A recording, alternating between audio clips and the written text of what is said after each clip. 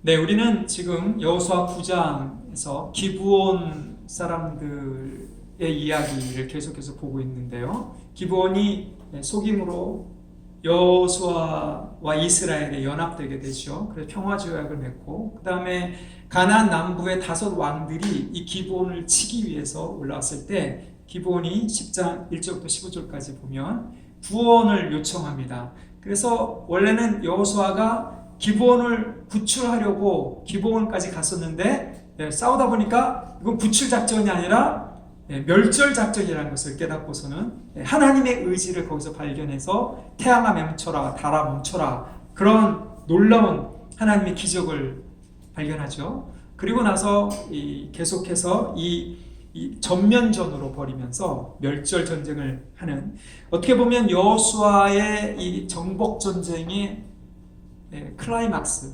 절정이라고 볼 수 있는 것이 바로 십자입니다. 자, 우리가 이 이야기를 읽으면서 어떤 사람들은 이 구약의 전쟁 이야기, 특별히 여호수아의 정복 전쟁이 굉장히 잔인하다, 진멸하여 바치고 나무에 달고 막 죽이고 하나도 남기지 않았다, 이런 말들이 나오잖아요.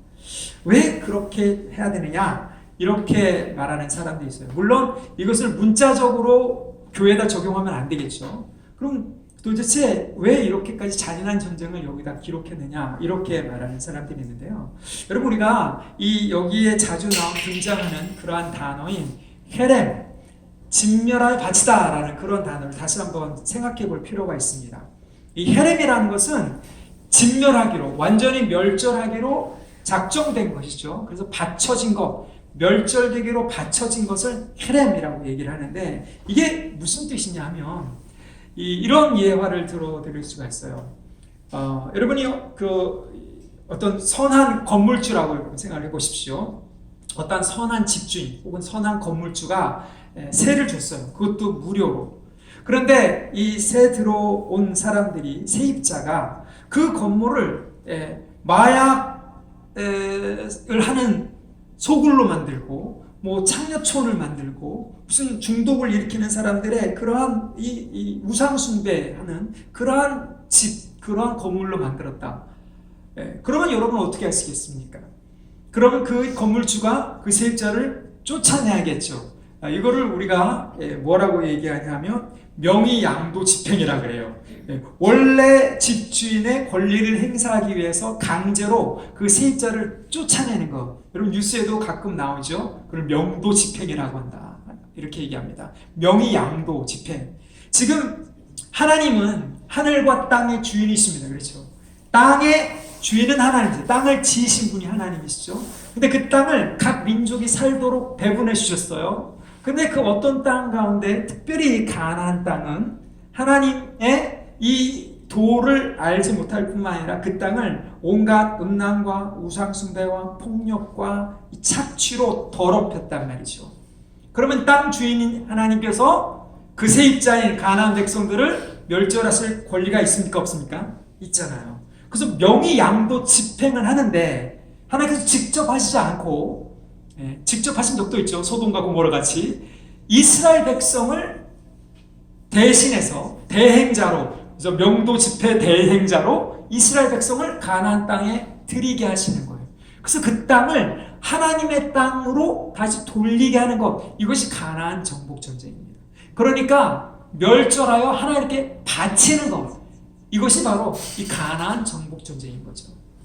깨끗하게 쓸어버려야 되는 겁니다. 이해가 되시죠? 그러니까 우리가 이거를 잔인하다, 우리의 입장에서 볼 것이 아니라 하나님의 이 땅을 지으신 주인의 입장에서 봤을 때는 깨끗하게 쓸어버려야 되는 것이 마땅하다라는 얘기예요. 그것을 누구를 택했느냐? 이스라엘 백성, 하나님의 백성으로, 하나님의 거룩한 대리자로서 약속을 하시고 이스라엘 백성을 하나님의 백성으로 해서 거기다 사실 다시 세입자로 주시는 거예요. 그런데 나중에 우리가 알겠지만 이스라엘 백성이 거기서 온갖 우상 숭배와 음행과 폭력을 다시 가나안 백성들처럼 했을 때 하나님이 또 그 땅을 깨끗하게 하시기 위해서 쫓아내시잖아요. 바벨론으로. 그런 것과 똑같습니다. 지금 하나님께서는 그렇게 이 전쟁을 하나님의 거룩한 땅으로 회복하시기 위한 그러한 전쟁으로 이스라엘 백성을 사용하신다. 그러니까 중요한 것은 뭐냐? 이게 이스라엘이 그 땅을 차지하기 위해서 들어간 땅이 아니라, 그리고 우리가 옛날에 살았기 때문에, 옛날에 아브라함이 약속을 받았기 때문에 들어간 땅이 아니라, 기본적으로는 하나님께서 물론 약속하셨지만 그 땅을 하나님께서 거룩한 땅으로 정하시고 거룩하지 못한 것을 제거하기 위해서 드리는 그러한 전쟁이다. 무슨 얘기냐? 이건 하나님의 전쟁이라는 거예요. 이스라엘이 땅을 차지하기 위한 전쟁이 기본적으로는 아니라는 얘기예요. 그러니까 여러분 이걸 잘 기억하셔야 됩니다. 우리가 어떤 이 전쟁을 할 때, 영적 전쟁이라고 할 때 교회가, 여러분 이것이 하나님의 전쟁임을 깨달아야 됩니다. 내가 내 유익을 위해서, 내가 어떤 것을 얻기 위해서 막 영적 전쟁한다고 이렇게 말하는 사람들도 가끔 있는 것 같은데, 그거는 마치 어떤 얘기하고 똑같냐면 미국의 남북전쟁 있잖아요. Civil War라고 그러죠. 남북전쟁이 있는데 남군과 북군이 다 하나님을 믿었습니다. 그리고 남군과 북군이 다 하나님이 자기네 편이라고 얘기해요. 예. 그래서 영광 할렐루야, 이것도 사실은 남군이 지금 찬송가예요. 다 자기들 편이라는 거죠. 하나님이. 그럼 뭐가 잘못됐습니까? 자기가 하나님 편이어야 되는데, 이게 하나님의 전쟁이어야 되는데 자기의 유익을 위한 전쟁으로 하나님을 이용하려 된다는 거죠. 그러면 여기서 우리가 헤렘의 이 정확한 의미를 깨달아야, 이것이 하나님의 전쟁이어야 영적 전쟁의 의미가 있구나 하는 것을 깨달을 수 있어요. 두 번째는 뭐냐면, 그렇다면 지금 우리 21세기의 한국 교회가 이 가나안, 이 여호수아의 정복 전쟁이 우리와 무슨 상관이 있느냐? 여러분 물론 제가 아까 말씀드렸다시피 문자적인 적용은 할 수 없습니다. 그러나 우리가 예수 그리스도의 십자가 부활을 믿었다면 뭘 깨달은 거예요? 예수님은 예수와죠, 여호수아잖아요. 그 똑같은 이름이잖아요. 예수님께서 온 땅과 온 이스라엘, 온 세상을 구원하신 분이라는 거예요. 그럼 무슨 얘기냐? 예수님이 십자가에 죽으신 그 사건은 죄와 죽음, 그렇잖아요? 그것의 대가를 치르신 거란 말이죠. 그러니까 온 땅이, 온 인류가 마땅히 죽어야 돼서 진멸당해야 되는 그 진멸을 하나님의 아들이 십자가에서 죽으심으로 헤렘을 당하신 거예요. 그러니까 뭐예요? 죄와 죽음을 가져오게 하는 사탄의 권세, 정사와 권세가 힘이 없어진 거죠, 이제는. 그렇잖아요. 그렇기 때문에 교회는 뭐냐? 예수님의 교회는 그 죄와 죽음을 가져오게 하는 사단의 권세가 무너졌다라는 것을 선포하는 명도 집행을 하는 기관이라는 거예요. 많은 사람들이 이것을 착각하는 경우가 있습니다. 우리는 어떤 그 악한 세력과 대등한 어떤 능력으로 능력 전쟁을 하는 게 아니라는 거예요. 이미 예수님께서 끝내신 전쟁을 우리는 가서 명도 집행하는 거예요. 치우는 겁니다.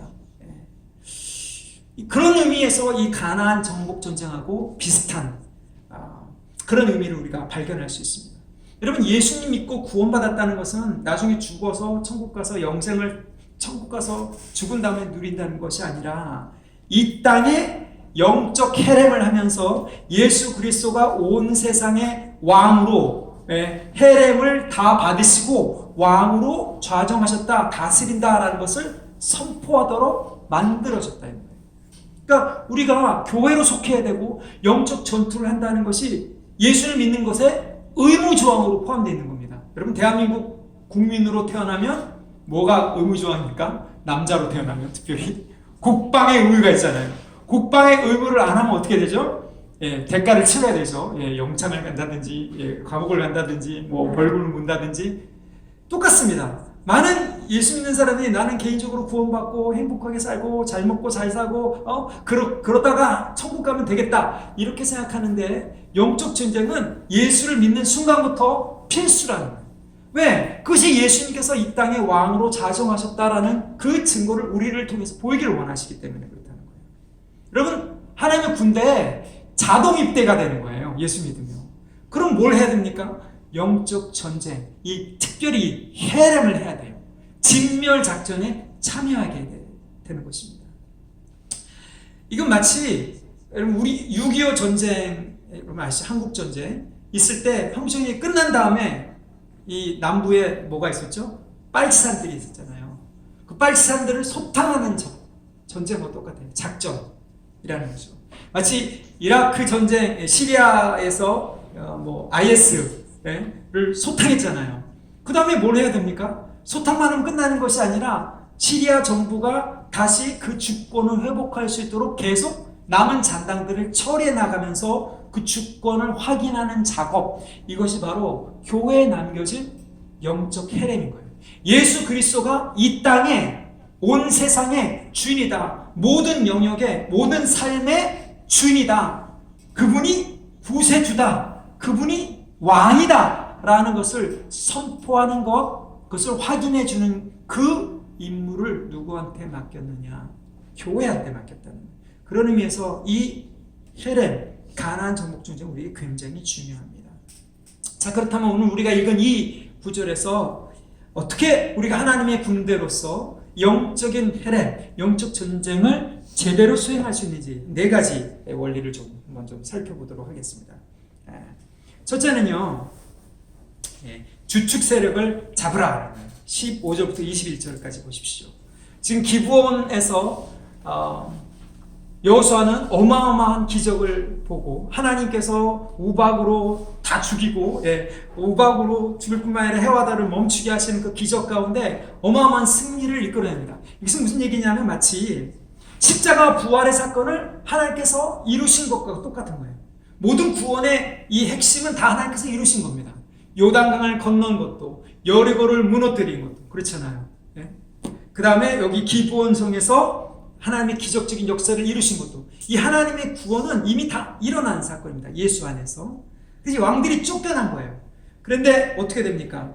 왕들이 도망해서 막게다의 굴에 숨습니다. 15절, 16절 거기 보니까. 그래서 어떤 사람이 와서 5 왕들이 숨은 것을 발견했습니다 라고 리포트를 하니까 여호수아가 뭐라고 얘기합니까? 19절 같이 한번 읽어보겠습니다. 19절 한번 같이 읽어볼까요? 시작. 너희는 지체하지 말고 너희 대적의 뒤를 따라가 그 후군을 쳐서 그들이 자기들의 성읍에 들어가지 못하게 하라. 너희 하나님 여호와께서 그들을 너희 손에 넘겨주셨느니라 하고, 지금 여호수아는 뭐가 중요한지를 알았다는 거예요. 대마, 주축 세력을 먼저 잡는 것이 중요하다. 이미 예수 그리스도의 십자가 부활로 사단의 권세, 죽음의 권세, 죄의 권세는 제거가 된 거예요.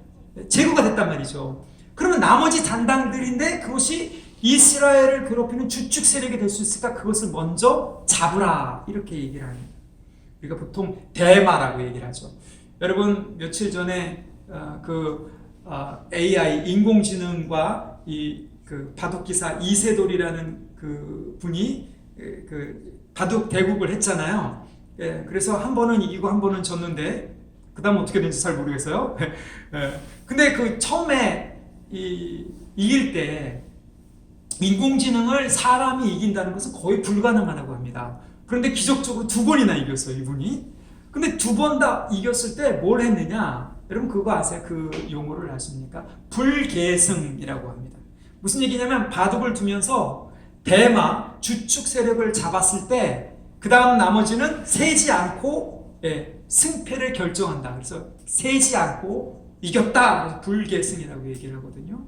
그런데 여러분 그 사건을, 그 뉴스를 들어서 아시겠지만 그때 이 이세돌이라는 기사가 했던 게 뭐냐면 그 대마, 인공지능이 세력을 키우려고 했던 주축 세력을 묘수로 잡아낸 거죠.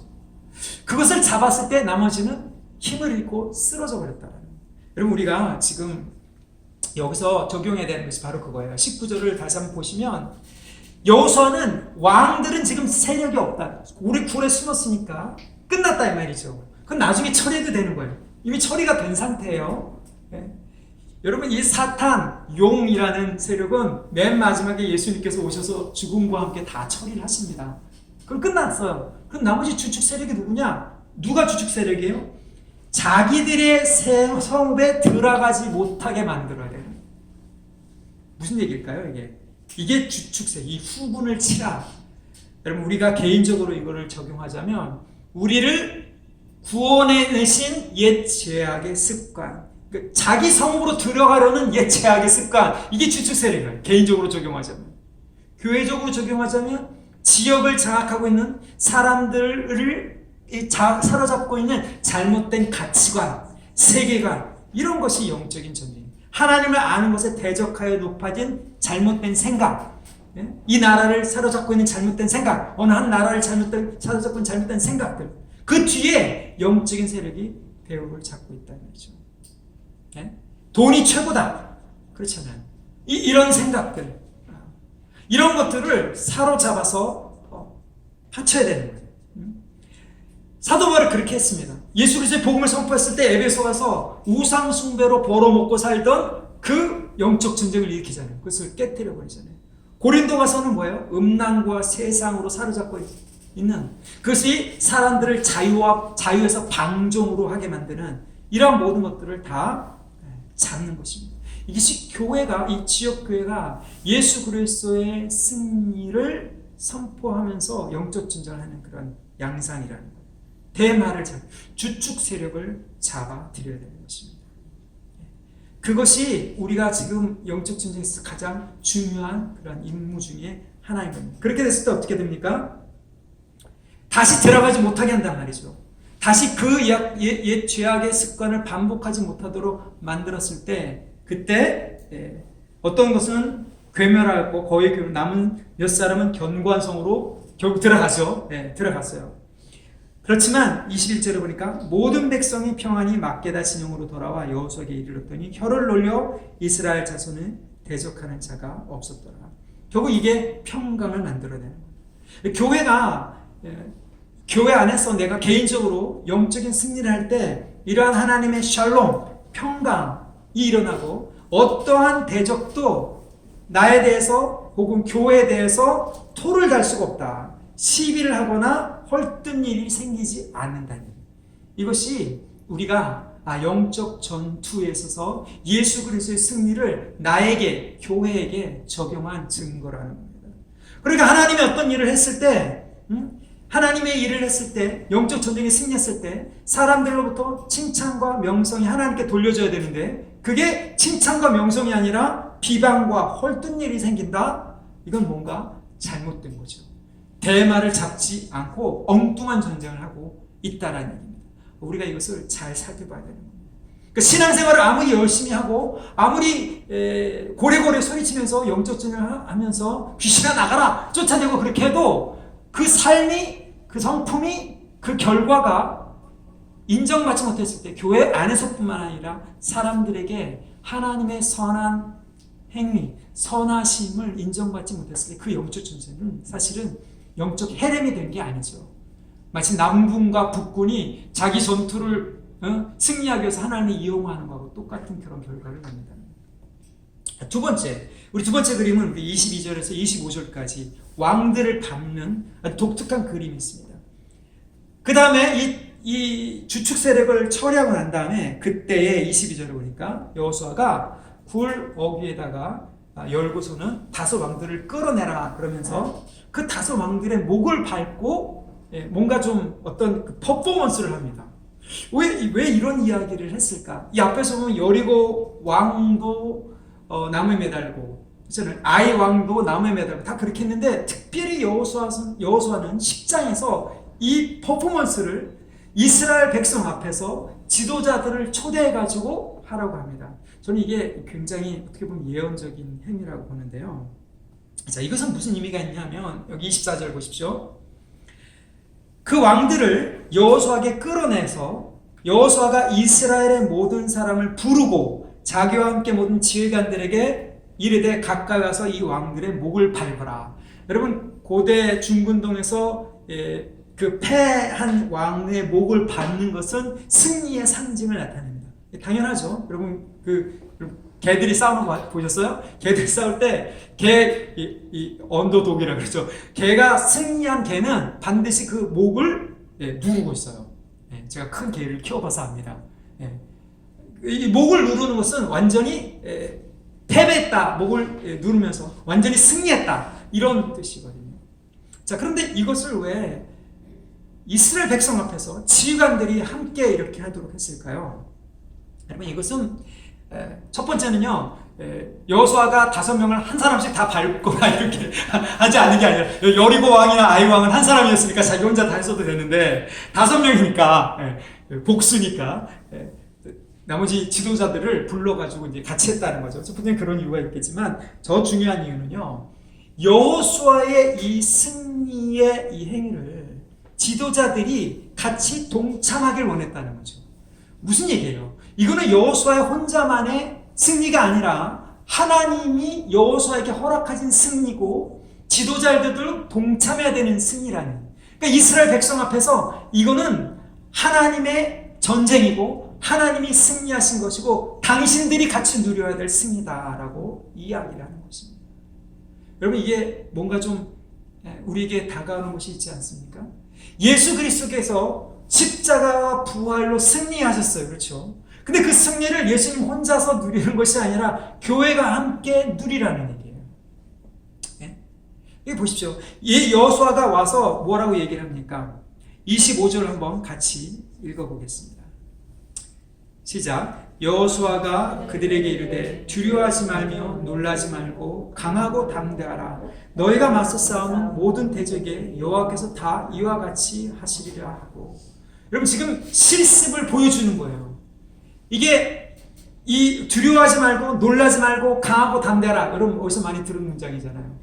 여호수아가 처음에 모세가 죽은 다음에 자기가 지도자로 세워졌을 때 하나님께서 여호수아에게 계속 반복해서 말씀한 그 말, 여호수아 1장에 나온 말, 강하고 담대하라, 두려워하지 말라, 내가 원수를 네 손에 넘겨주겠다. 여호수아가 믿은 그 약속의 말씀을 이룬 것을, 하나님의 말씀을, 자기 안에 이루어진 그 말씀을 그대로 전달해 주는 거예요. 예수 그리스도께서 이루신 그 승리를 교회에게 그대로 전달해 주는 거예요. 제가 여러분에게 말씀을 가지고 붙잡고 씨름한 목회자가 씨름한 그러한 이 믿음의 승리를 교인들에게, 믿음의 사람들에게 전이해 주는 거예요.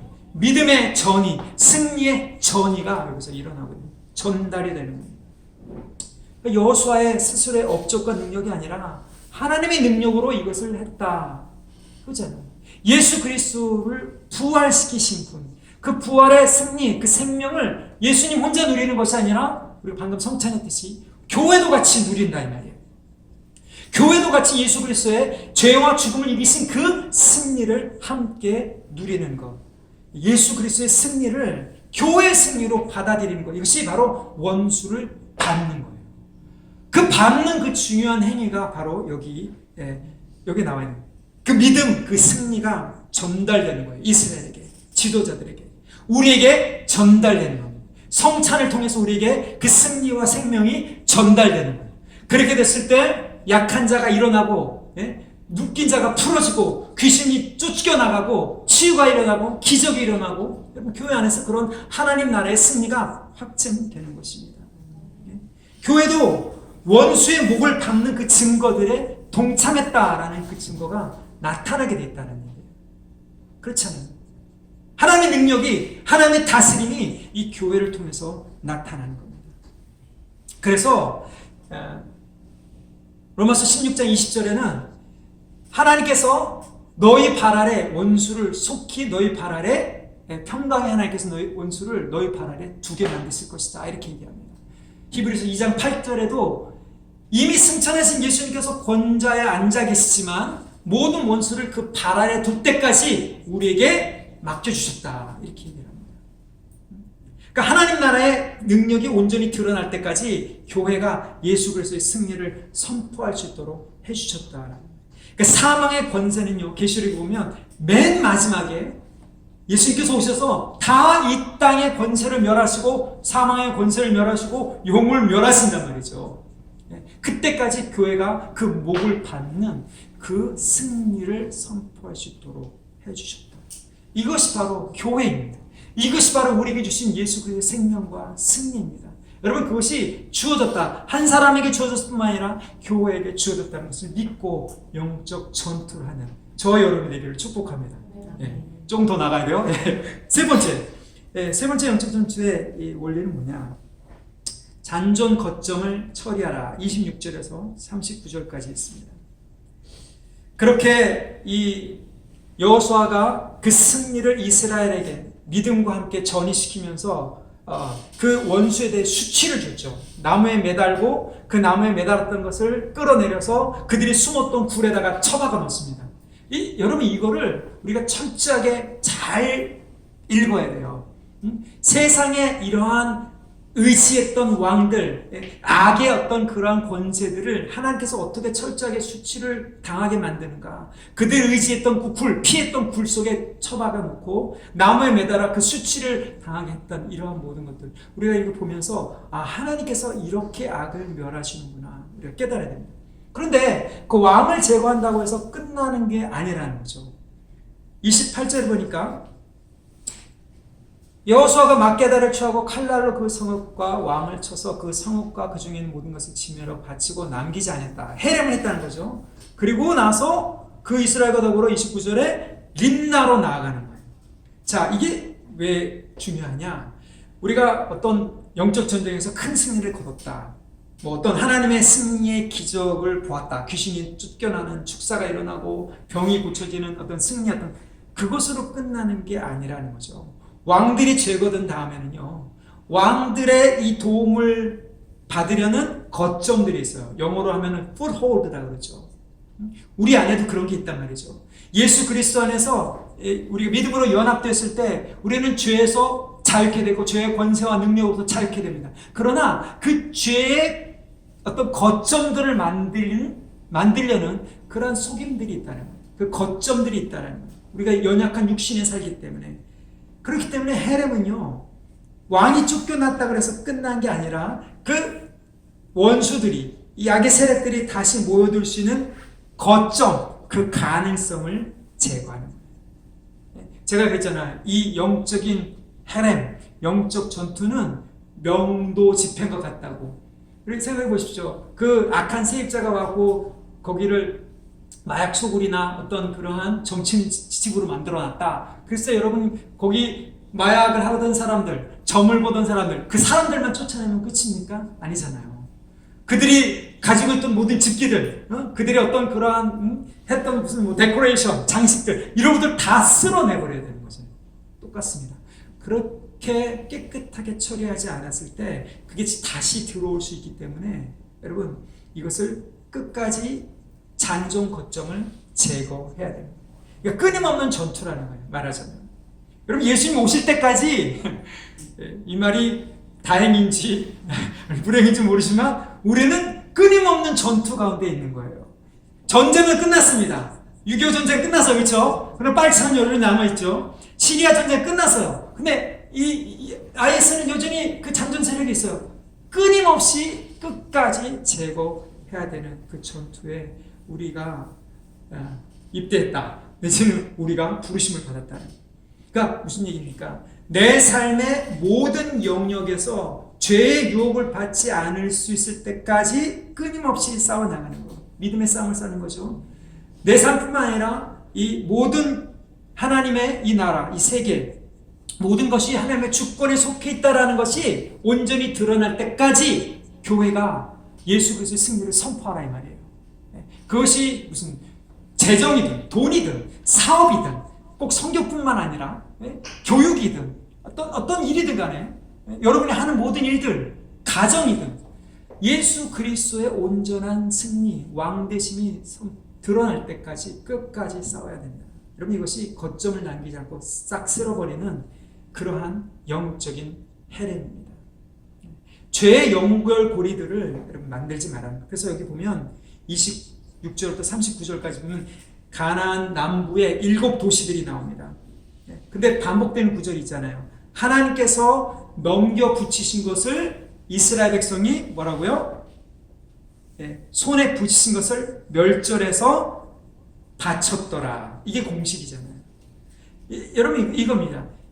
우리가 어떤 죄의 어떤 그런 고리들을 처리할 때 하나님께서 우리에게 밝혀주시고 넘겨주신 것들을 처리해야 되는 거예요.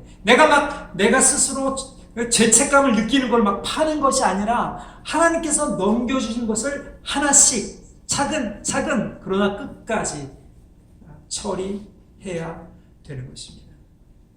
여러분, 그렇잖아요. 이것을 우리가 어떤 노력에 비유할 수 있냐면 다이어트에 비유할 수 있어요. 다이어트 해보셨죠? 다이어트는 해서 일단 몸무게를 빼는 게 중요한 게 아니라, 그건 누구든지 다 해요. 처음에는 뭐가 중요해요? 유지하는 게 더 중요하단 말이에요. 저는 가만히 생각하면서 참 우리가 너무 페이크하다 이런 생각도 들었어요. 사람들이 다이어트를 유지하기 위해서 그렇게 막 운동하고 돈과 시간을 들여가면서 그 몸매를 유지하기 위해서 그 노력의 반만이라도 죄를 제거하고 정말 거룩한 가운데 그 예수 그리스도의 생명 가운데 유지하려는 그 노력을 들였으면 얼마나 달라졌을까. 제가 스스로 회개가 되더라고요. 여러분, 기독교는 노력 종교가 아닙니다. 그렇죠? 기독교는 내 어떤 그 욕심을 제거해가지고 내가 어떤 그런 거룩하게 스스로 만들어갖고 거룩해지는 종교가 아니잖아요. 기독교는 예수 그리스도 안에 있는 온전한 거룩을 받아들이는, 그래서 의롭게 된 종교란 말이에요. 그 무슨 얘기냐면, 이제 전쟁이 끝났기 때문에 돈 닦아서 욕심을 제거하는 것이 아니라 이것을 그냥 버릴 수 있고, 그것을 성령님의 소욕, 성령님의 욕망으로, 갈망으로 채울 수 있는 것이 기독교라는 거예요. 그렇기 때문에 가나안의 도시들을요, 진멸을 하면서 우리가 하나님께서 주시는 그러한 넘겨주시는 것으로 하나씩 하나씩 점령에 들어 나가야 됩니다. 여러분, 그것을 계속 유지하는 것이 지금 26절에서 39절까지 7개의 도성을 그 끝에 보면, 42절에 보면 단번에 빼앗으니라. 단번에. 이것은 한꺼번에 빼앗았다라는 그런 의미이지만 결국 무슨 얘기예요? 한 번에 하나씩 하나님께 주신 대로 완전하게 처리를 했다라는 거죠. 그래서 가나안 남부의 7 거점들, 왕들이, 옛 악한 세력들이 다시 영향력을 발휘하지 못하도록 거점을 완전히 제거한 것입니다. 그럼 이게 개인적으로도 그렇고 교회적으로도 굉장히 중요한 원리입니다. 이 거점을 제거하지 않으면요, 다시 반복이 돼요. 죄악이. 다시 옛 습관의 구렁텅이로 들어가는 거예요. 그렇잖아요.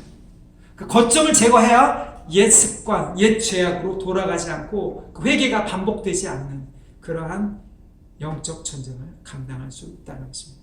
이것이 세 번째 원리입니다. 마지막 원리는요, 40절에서 43절까지인데, 거기 보니까 다 진멸해서 그렇게 해서 바쳤어요. 영적 전쟁을, 왕을 제거하고, 그렇죠? 그 주축 세력을 제거하고, 거점을 제거하고 다 했어요. 그런데 중요한 게 뭐냐?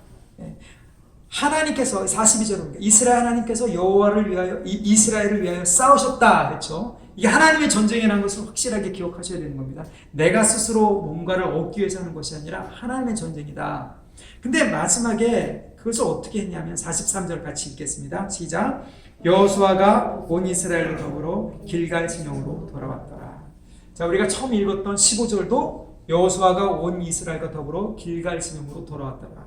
어떻게 보면 한 날에 이루어진 것 같지만 그게 아니라 길갈 진영에서 계속 돌아와서 그 다음에 남부의 7개 도시들을 다 무찔렀다 이 말이죠. 무슨 얘기예요?